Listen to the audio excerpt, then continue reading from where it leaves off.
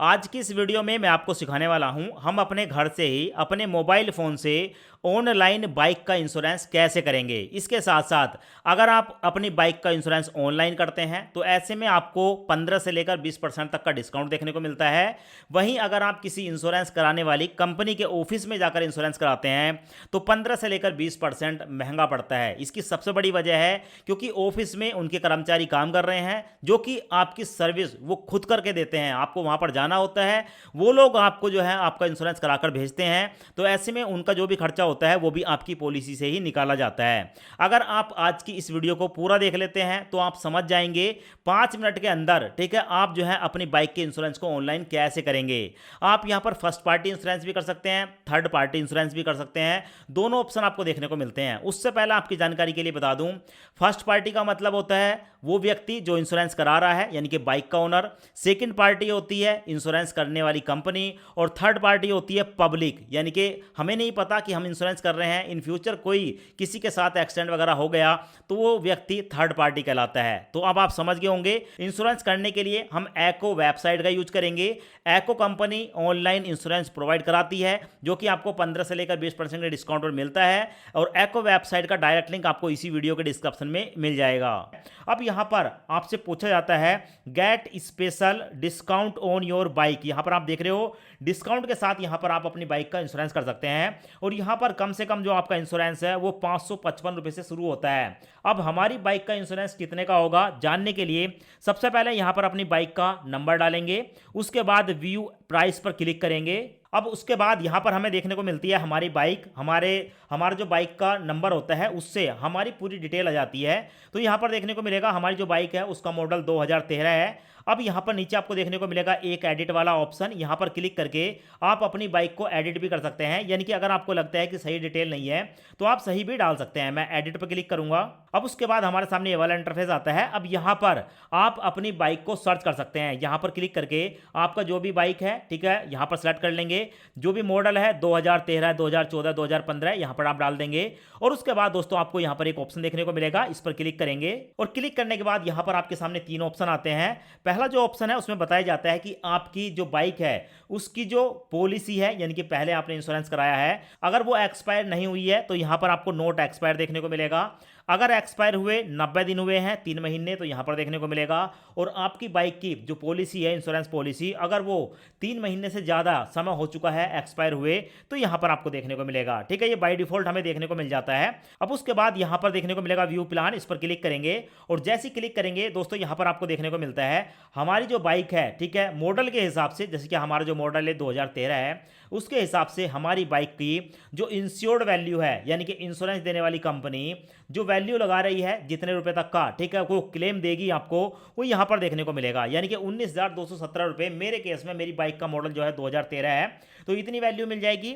अब यहां पर हमसे पूछा जाता है कि भाई अगर आप चाहें तो यहां पर इस वैल्यू को एडिट कर सकते हैं, बढ़ा सकते हैं, पर मैं आपकी जानकारी के लिए बता दूं, अगर आप यहां पर एडिट पर क्लिक करके वैल्यू को बढ़ाते हैं तो आपका जो प्रीमियम होगा, ठीक है, उसकी कॉस्ट भी बढ़ जाएगी। तो यहां पर आप बाय डिफॉल्ट जो वैल्यू पहले से ही कंपनी लगाती है उसको आप सेट रहने दें।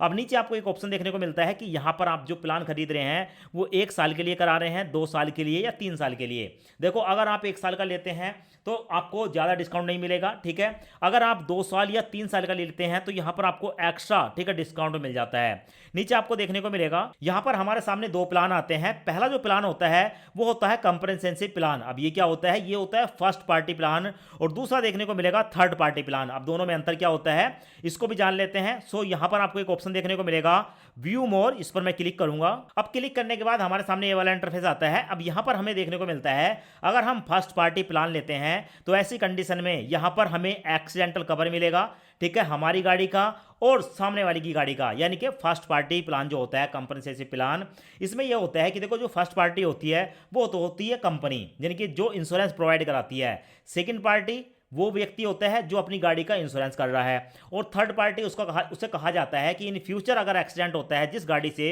वो थर्ड पार्टी में आती है। तो फर्स्ट पार्टी में आपकी जो गाड़ी है और सामने वाले की जो गाड़ी है दोनों को यहां पर क्लेम मिलता है अगर एक्सीडेंट होता है। अगर आपकी गाड़ी में फायर से, यानी कि आग वगैरह लग जाती है, उसमें कोई क्षति होती है तो उसका क्लेम भी मिल जाता है। अगर चोर आपकी गाड़ी को चुरा कर ले जाता है उस कंडीशन में भी आपको जो है यहाँ पर क्लेम मिलता है। साथ में यहाँ पर और भी कुछ आपको बताए गए हैं, नेचुरल या डैमेज वगैरह, जैसे ओलावृष्टि होती है उस कंडीशन में आपको जो है क्लेम मिलेगा। साथ में थर्ड पार्टी इंजरी या डेथ, मतलब थर्ड पार्टी का मतलब है कि अगर किसी के साथ एक्सीडेंट होता है तो सामने वाला व्यक्ति, उसके कोई चोट लगती है या उसकी गाड़ी खराब होती है, दोनों कंडीशन में यहाँ पर जो है क्लेम मिल जाता है। अब यहाँ पर यह भी बताया गया है कि क्लेम नहीं मिलेगा तो किस कंडीशन में है।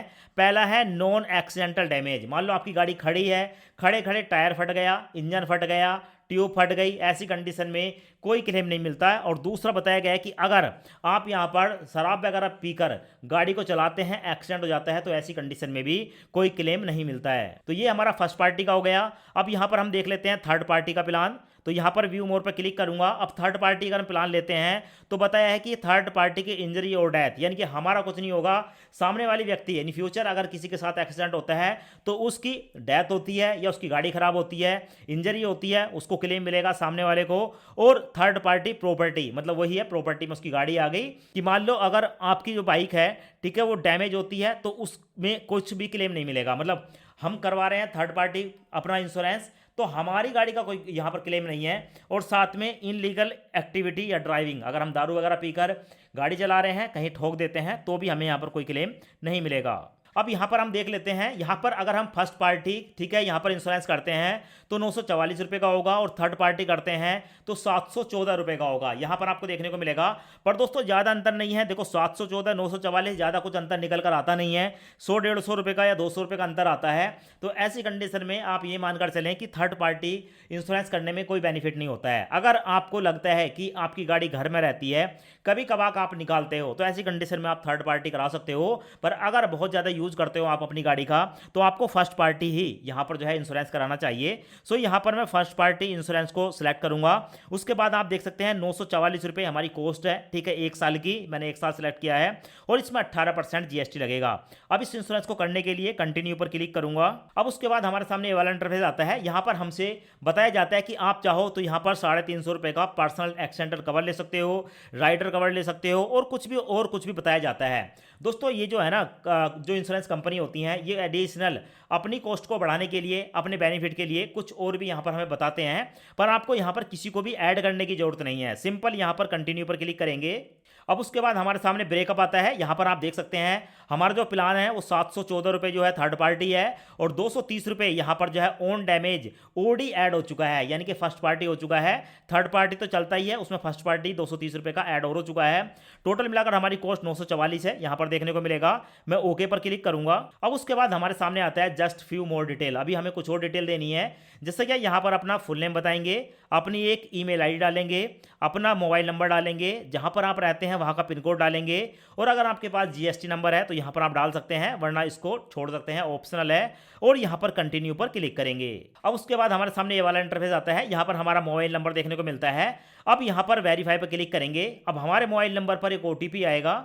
ओटीपी यहाँ पर डालकर जैसी वेरीफाई पर क्लिक करते हैं तो हमारे सामने ये वाला इंटरफेस आता है। अभी यहाँ पर देखने को मिलेगा हमारी जो बाइक है, ठीक है, उसका नंबर यहाँ पर देखने को मिल जाता है, मॉडल यहाँ पर देखने को मिलेगा, हमारी जो बाइक है वो कितनी पुरानी है, यहाँ पर ईयर देखने को मिलेगा, इंश्योर्ड वैल्यू यानी कि 19,270 रुपये तक का हमारा जो है यहाँ पर क्लेम मिल रहा है, और पॉलिसी स्टार्ट कब से हो रही है, 16/1/2026, और यहाँ पर हम फर्स्ट पार्टी प्लान ले रहे हैं वो भी 1 साल के लिए।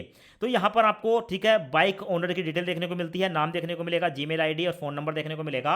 अब दोस्तों जैसे क्या हमारी जो बाइक है उसमें उसकी कॉस्ट में 18% जीएसटी और लग गया, तो हमारी जो कॉस्ट है वो हो चुकी है 1,114 रुपये। अब यहाँ पर हमें जो है इसकी पेमेंट करनी है, तो पे नाउ पर क्लिक करूँगा। अब उसके बाद हमारे सामने आता है कि आप यहाँ पर पेमेंट किससे करना चाहते हैं, यूपीआई के द्वारा, फोन पे, गूगल पे। तो मैं यहाँ पर फोन पे को सिलेक्ट करूंगा, पे नाउ पर क्लिक करूंगा और सिक्योरिटी पासवर्ड डालकर यहाँ पर पेमेंट कर दूंगा। सो यहाँ पर आप देख सकते हैं हमारी जो है सक्सेसफुली पेमेंट यहाँ पर हो चुकी है, ठीक है, यहाँ पर आपको देखने को मिलेगा। और पेमेंट होने के बाद अब हमारे सामने आता है पेमेंट कंप्लीट हो चुकी है। अब हमें यहाँ पर केवाईसी करनी होती है, सो स्टार्ट केवाईसी पर क्लिक करूंगा। अब उसके बाद हमारे सामने ये वाला इंटरफेस आता है। यहाँ पर देखने को मिलेगा फुल नेम, अपना फुल नेम डालेंगे, चेकबॉक्स को सिलेक्ट करने के बाद कंटिन्यू पर क्लिक करेंगे। अब उसके बाद हमारे सामने ये वाला इंटरफेस आता है। यहाँ पर अपना पैन कार्ड का नंबर डालेंगे, और पैन कार्ड पर जो डेट ऑफ बर्थ है वो यहाँ पर डालेंगे, और उसके बाद नीचे आपको देखने को मिलेगा प्रोसीड वाला ऑप्शन, प्रोसीड पर क्लिक करेंगे।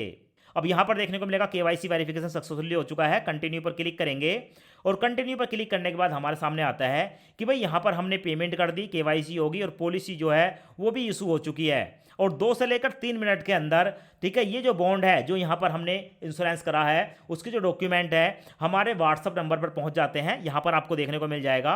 अब उसके बाद नीचे एक ऑप्शन देखने को मिलेगा, गो टू माई अकाउंट। इस पर मैं क्लिक करूँगा और जैसे क्लिक करता हूं तो यहाँ इसी ऐप के अंदर हमारी जो है पूरी डिटेल देखने को मिलती है। यहाँ पर आप देख सकते हैं बजाज डिस्कवर हमारा मॉडल आ गया, ठीक है, स्टार्टिंग डेट, एंडिंग डेट और हमारे इंश्योरेंस वैल्यू देखने को मिलेगी।